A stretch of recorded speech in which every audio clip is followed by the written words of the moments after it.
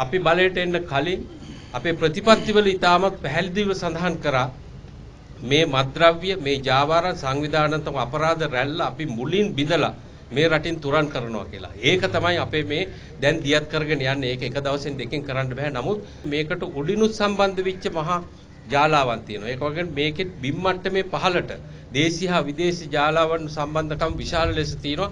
ඒ වගේනුත් අපේ පොලිසියේ විශේෂ කාර්යාංශ මගින් ඒ කටයුතු දැන් විමර්ශනය කරගෙන යනවා. විමර්ශනය කරාම ඒ කියන තවත් තොරතුරු අපිට ලබා දෙන්න පුළුවන් වෙයි. ඒ වගේම තමයි මේකේ විශේෂයෙන්ම කියන්න ඕනි පසුගිය කාල වකවානු වල දැනට අවුරුදු කීපයකට විතර කලින් අපි බලයට එන්න කලින් මෙච්චර මෙහෙම කොහෙවත් මේ විදිය මත්ද්‍රව්‍ය මේ අවිජාවාරම් මේ විදියට අත්අඩංගුවට ගන්න පුළුවන් වුණේ නැහැ. නිදැල්ල ඒවා ආවා ගියා.